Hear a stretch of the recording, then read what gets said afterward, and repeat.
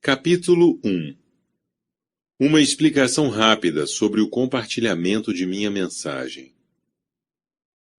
Quando acordei, Kevin gritava: "Saia do carro, Brandon! Saia do carro!" Sentado no banco dos passageiros, observei-o rapidamente com o canto dos olhos. Kevin estava esmagado pela direção. Gritava comigo e tentava desvencilhar-se da janela lateral, amassada do lado do motorista. Todo o seu rosto estava coberto de sangue. Tínhamos feito a curva a pouco mais de 130 km por hora. Nos Estados Unidos, essa curva seria indicada por uma placa amarela brilhante com uma seta no formato de U, um sinal de alerta mostrando a aproximação de uma curva fechada, de modo que seria aconselhável que as pessoas reduzissem a velocidade. No entanto, estávamos na República Dominicana, numa estrada recém-pavimentada. Não havia sinalização. E aquela curva estava prestes a se tornar um divisor de águas em nossas vidas. E acabou sendo uma bênção. Durante meses estive deprimido e muito mal emocionalmente após o rompimento com a primeira moça que efetivamente amara. Tinha apenas 19 anos, mas me sentia à deriva, como se minha vida tivesse acabado. Fomos namorados na época do colegial e todos imaginavam que poderíamos nos casar um dia. Entramos juntos na faculdade e ela descobriu a cerveja e os rapazes. Não fiquei suficientemente atento e ela me traiu. A coisa ficou feia. Estava tão triste que, quando surgiu a oportunidade de fazermos um trabalho de verão na República Dominicana, parti para lá. Deixar a cidade para escapar de meus problemas e da depressão não era o bastante. Eu tinha que sair do país. Assim, lá estava eu na República Dominicana com Kevin, amigo de minha cidade natal, ajudando um empreendedor que conhecíamos e que vendia equipamentos para caminhões. Retornávamos da casa de um cliente por volta da meia-noite.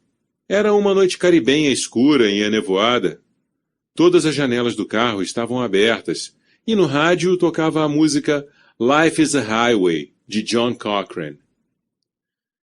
Enquanto percorríamos velozmente a estrada, cercada pela mata e com ar úmido passante que atravessava o carro, minha depressão teve uma trégua. O peso de minha solidão e tristeza diminuiu na velocidade do som. Fechei os olhos, tentando esquecer minha alma desfalecida, e berrei aquela canção a plenos pulmões. Então, Kevin gritou: "Meu Deus, Brandon, cuidado!" Abri os olhos e vi os fachos do farol desaparecerem à nossa frente, para fora da estrada, no meio da escuridão. Kevin agarrou a direção, virando-a para a direita, numa tentativa desesperada de fazer a curva. Mas era tarde demais. O carro saiu de traseira, perdeu a tração e rodopiou para fora da pista. Abracei meu próprio corpo e pensei: Deus, não estou preparado. Eu ainda não tinha vivido plenamente minha vida. Era esquisito como essa sensação fora real e duradoura. Uma sensação de câmera lenta fora plenamente consolidada pelo rodopio do veículo. Uma pergunta urgente assomou em minha mente à medida que derrapávamos até a porta da morte. Será que morri? Durante a derrapagem para fora da pista, nosso carro bateu numa pequena murada de retenção construída para um projeto de irrigação. Fomos arremessados ao ar de um lado para outro e senti que o cinto de segurança forçosamente me travou no lugar. Depois, senti uma estranha leveza, como se estivéssemos sendo lançados. Sendo lançados. Meus olhos estavam fechados, mas enxergava claramente. Não era como pensei que seria. Imaginava que haveria um ponto de vista onisciente de minha vida, assim como nos filmes, em que uma série de lembranças passa em câmera lenta. Mas naquele instante eu não me vi. Definitivamente, não havia o pequeno Brandon correndo pelos cantos e crescendo. Porém, eu os vi. Meus amigos e familiares de pé na minha frente e do meu lado. Eles cantavam ao redor de um bolo na mesa de nossa sala de jantar. Era a festa de meu 12º aniversário. Minha mãe chorava de felicidade e cantava alegremente aquela música tola que entoava em nossos aniversários. Depois apareceu uma cena diferente. Era minha irmã. Ela balançava ao meu lado numa gangorra de jardim. Nossos olhos se encontraram e ela abriu seu amplo e bonito sorriso. Em seguida, mais imagens. A corrida da vida diante de mim, experimentada por meus próprios olhos. Todas as cenas eram momentos em que eu estava cercado por meus entes queridos. Minha percepção não era como se eu tivesse participado daqueles momentos, embora eles parecessem tão verdadeiros e eu estivesse consciente de que fora lançado pelo ar num lento movimento. Pensei naqueles que amava e nos que sentiriam minha falta.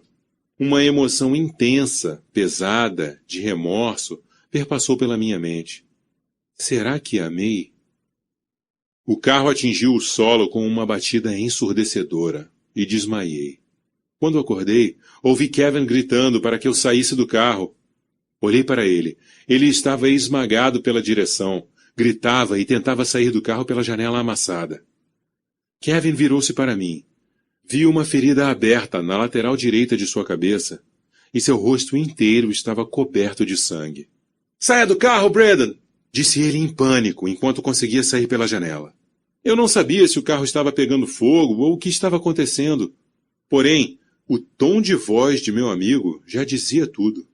Olhei à minha direita para sair do carro, mas a estrutura da lateral do lado do passageiro fora amassada. O teto estava destroçado. Minha única saída era uma abertura estreita na minha frente, ou seja, o que restara do para-brisa. Consegui passar por aquele espaço encolhendo os braços, as pernas e a barriga. E não sei como, consegui ficar em pé sobre o capô branco amassado do carro. Vi meu sangue escorrendo sobre os pés e as sandálias. Fiquei tonto, distante.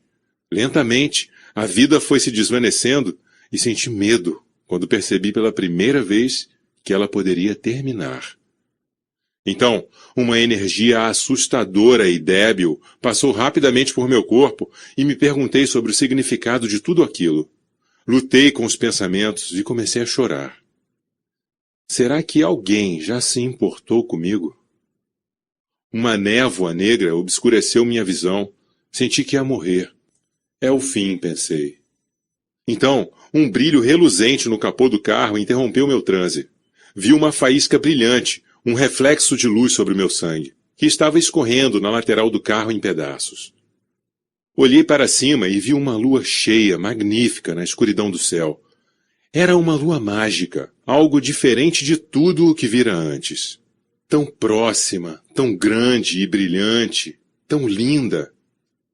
Senti que estava me erguendo dos destroços de minha vida, além de estar profundamente conectado com o firmamento e as ondas azuladas que riscavam pelo céu noturno. Não havia dor, nenhum sentimento, uma inexistência cheia de silêncio. Um momento que nunca esquecerei. E depois, lentamente, uma sensação de estar centrado. Eu não estava tendo uma experiência fora de meu corpo. Na realidade, jamais me senti tão conectado com o corpo como naquele instante. Senti uma estabilidade interior e tive uma sensação de gratidão que me purificou completamente. Uma apreciação pela vida que ainda hoje não consigo descrever.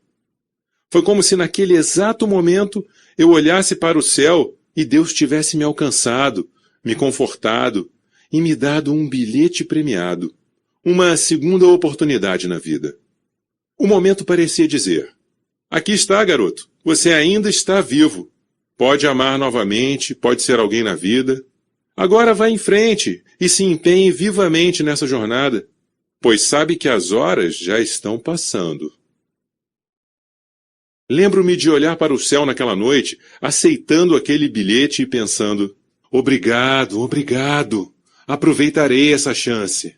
Um sentimento de gratidão indescritível adentrou em minha vida e nunca mais foi embora. Senti as lágrimas escorrendo pelo rosto, lágrimas de felicidade.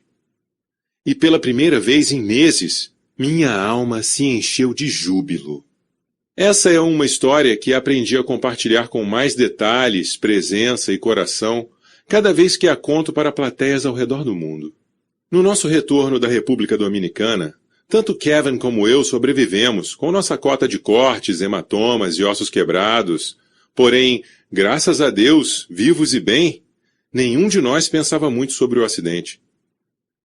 Essa atitude pode parecer estranha. Contudo, Aprendi que todos nós consideramos nossas experiências de vida, mas raramente procuramos encontrar e revelar seus significados. De fato, quando retornei aos Estados Unidos e para a faculdade, em Montana, apenas mencionei o acidente para amigos íntimos. Prossegui na vida fazendo o que se esperava de mim, formar-me na faculdade, adquirir um pouco de experiência no currículo, posicionar-me para uma carreira e obter um emprego com boa remuneração numa empresa estável. Entretanto, no meio de todos esses espera-se que, havia algo em mim que gostaria de revelar o que tinha ocorrido. Uma parte de meu ser ainda estava conectada àquele momento, e eu queria compartilhar o bilhete premiado da vida com os demais. Queria dizer às pessoas que, no final de suas vidas, elas deveriam se fazer 3 perguntas, pois estas me transformaram para sempre e me posicionaram numa trajetória de paixão e propósito. No fim de sua vida, você desejará saber se realmente viveu plenamente e não só as esperanças e os sonhos de seus pais, professores, companheiros ou cônjuges. Você se medirá para ver se é suficientemente vibrante, alegre, presente e animado. Desejará saber se correu riscos, divertiu-se, sonhou grande e lutou suficientemente para atingir seu potencial. Desejará tanto saber isso que sua alma doerá. Será que vivi? Você certamente avaliará se preocupou-se suficientemente ou não, se deu àqueles que o cercam a atenção e a apreciação necessárias. Não saberá quem sentirá sua falta e de quem você sentirá falta. Ainda assistirá a um filme épico, pelo menos comigo foi assim, das ocasiões em sua vida quando estava rodeado de amor e amizade.